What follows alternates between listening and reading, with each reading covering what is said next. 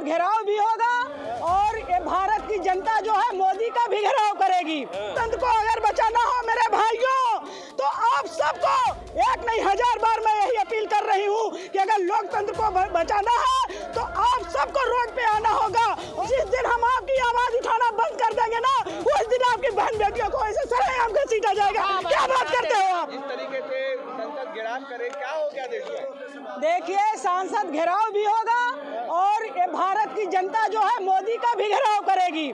इसलिए 151 सांसदों को इन्होंने निलंबित कर दिया। शर्म की बात है, जब तुम्हें अकेले ही सांसद चलानी है तो फिर विपक्ष का क्या रोल है, चुनाव का क्या रोल है?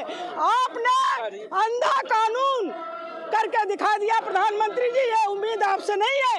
आप हिंदू मुस्लिम की राजनीति पे पूरे भारतवर्ष पे जो है शासन करना चाहते हो, लेकिन आज भारत के इंसानों को रोजगार चाहिए, महिलाओं को न्याय चाहिए, आम आदमी को महंगाई से निजात चाहिए। और अगर हमारा सांसद हमारे मुद्दों को लेकर के पार्लियामेंट में उठाता है तो तुम्हें मिर्ची लग गई।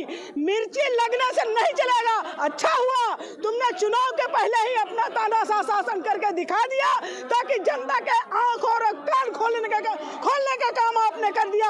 अब जनता अपना सोच समझ के वोट करेगी और विपक्ष को मजबूत करेगी और विपक्ष का ही शासन देश में ला करके रहेगी। ऐसे मजबूत होती है, आप बना रहे हैं कि उपराष्ट्रपति की वीडियो की मिमिक्री बना रहे हैं और राहुल गांधी उनकी वीडियो बना रहे हैं। बिल्कुल बनाएंगे, राहुल गांधी नहीं कोई आम इंसान भी बनाएगा। इसलिए जो जैसा करेगा उसका नकल हम पूरे दुनिया को दिखाना चाहेंगे कि भाइयों इस तरह से कठपुतली जो भारत के प्रधानमंत्री की कठपुतली है और इस तरह का काम करती है तो हम उनको दिखाने का काम तो करेंगे ही। क्या बात करते हैं आप बौखला गए भारतीय जनता पार्टी की जीत से? कोई नहीं बौखलाया है जी और ना बौखलाएंगे। एक बात आपको पता होगी, ये 2 सीट में कभी इनका भी शासन था, हमारा शासन था, ये 2 सीट में लपटे थे, ये 2 सीट में थे और चलो ठीक है पूर्ण बहुमत से सरकार बना लिए हैं, हमारा भी शासन आएगा।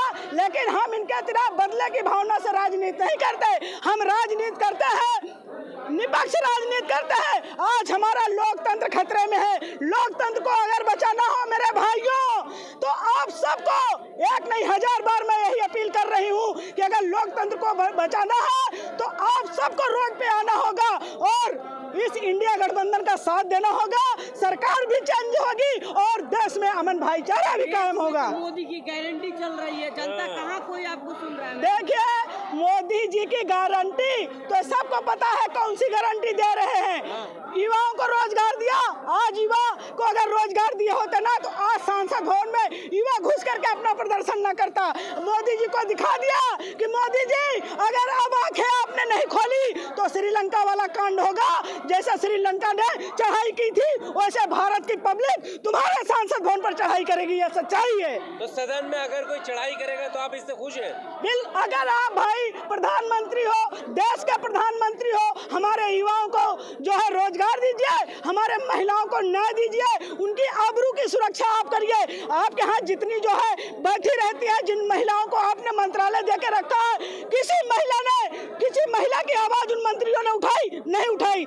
आज हमारी महिलाओं को नंगा किया जा रहा है। ये संविधान में नहीं लिखा था कि महिलाओं को नंगा करके घुमाया जाए, आपने घुमवा रहे हो। ये आपका जो है शासन है, तो इस शासन की उम्मीद भारत की जनता नहीं करती है। मोदी जी की गारंटी नहीं चलेगी, 4 महीना और गारंटी चला लो, उसके बाद नहीं चलेगी।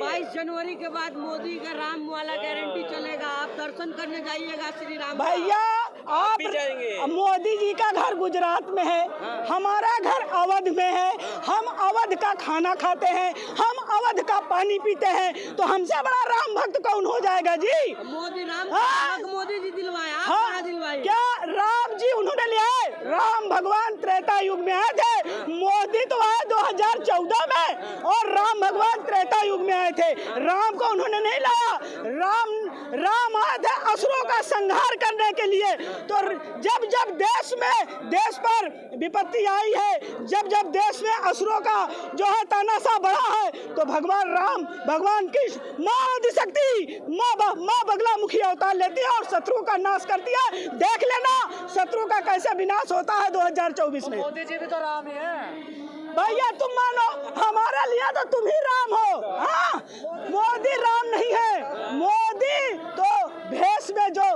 गेरुआ वाले भेष में राम नहीं कहा जाएगा।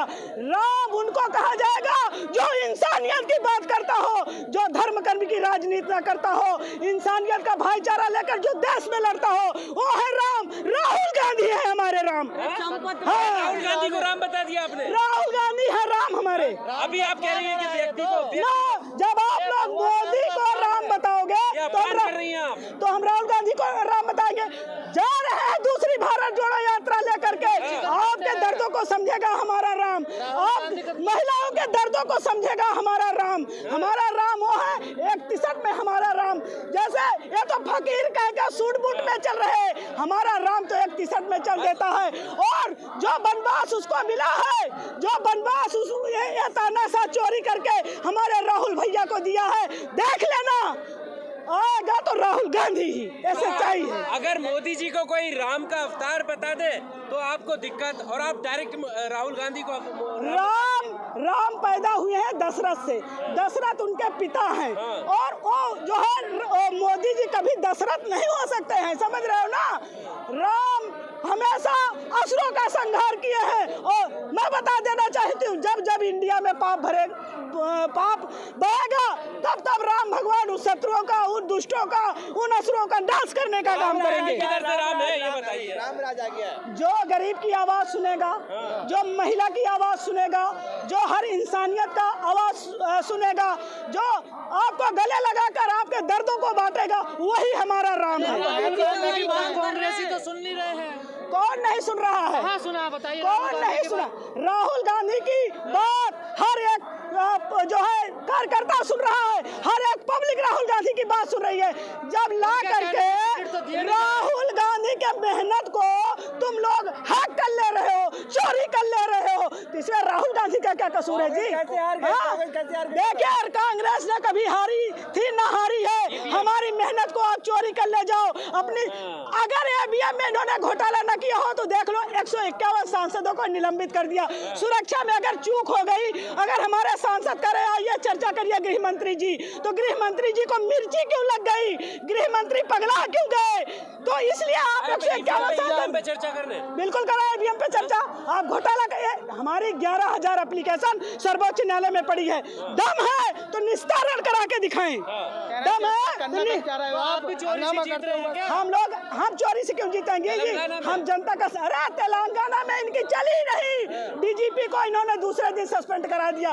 अरे तुम जितना भ्रष्टाचार करना है कर लीजिए, अहंकार तो रावण का भी नहीं चला, तुम्हारा कहाँ से चलेगा? तो आपकी क्या लड़ाई है ईवीएम के खिलाफ, ये बताइए। देखिए, बोलकर बात खत्म। ऐसा नहीं, ईवीएम नहीं रहेगी। ईवीएम के खिलाफ हम लोगों ने सर्वोच्च न्यायालय में याचिका दाखिल कर रखी है। चुनाव के पहले उसका निस्तारण होगा, तभी भारत में चुनाव होगा। 11,000 सबूत चंद्रचूड़ सीजीआई को हमने सौंप दिया है। इस पर जाकर के आप ही मीडिया वाले आ जाना जिस दिन निर्णय सर्वोच्च न्यायालय कहेगा। चलो ठीक है भैया, अगर हम आपके अधिकारों की लड़ाई लेकर लड़ते हैं तो हमें आप बता रहे हो हार की बौखलाहट है। अरे जिस दिन हम आपकी आवाज उठाना बंद कर देंगे ना, उस दिन आपकी बहन बेटियों को ऐसे सरेआम घसीटा जाएगा। क्या बात करते हो आप? तो कांग्रेस को बचा रहे हैं बस। हम कांग्रेस को नहीं बचाते। हम हमेशा आन बान शान आम आदमियों के आवाज को लेकर के लड़ते हैं। क्या बात करते के ऊपर पेशाब किया गया मध्य प्रदेश में, कौन सा चुनाव में मुद्दा बनाया? कौन सा? हम गए थे, हम जहाँ थे। क्या बात करते हो? हम अपने हमारा स्पीच उठाकर देख लिया मध्य प्रदेश में, हमने आवाज उठाई है। और हम जिस सीट पर थे ना, दोनों सीट जीत के लाई हूँ। और सुनो, वही मोदी आया था मुरैना विधानसभा में और उसको मुंह की खानी पड़ी। 20,000 वोटों से हमने एक आम इंसान को वहाँ से जिता के लाया। क्या बात करते हो? मंत्री का उम्मीदवार कमलनाथ कह रहे हैं कि राम मंदिर का ताला हमने खुलवाया। राम मंदिर का ताला कांग्रेस पार्टी ने खुलाया है, सच्चाई है। 50 सालों से हमारी क्यों नहीं देगा? मुसलमान वो भी इंसान है, उसके अल्लाह को हम कभी गाली देते हैं क्या? हम उसके अल्लाह को गाली नहीं देते। हिंदू मुस्लिम सिख ईसाई आपस में हम भाईचारे की राजनीति की बात करते हैं। आपका अल्लाह मेरा भगवान है, हमारा राम आपका भगवान है। ये लोग हिंदू मुस्लिम की राजनीति बीच में ला करके हमारे खट्टास पैदा करने की कोशिश करते हैं, लेकिन खट्टास पैदा नहीं होने देंगे। कौन सी मस्जिद, कितने लोग हैं इस तानाशाह शासन चलाने के लिए इस देश में? जो जिसका तानाशाह शासन बढ़ा है उसका अंत निश्चित हुआ है, सच्चाई है।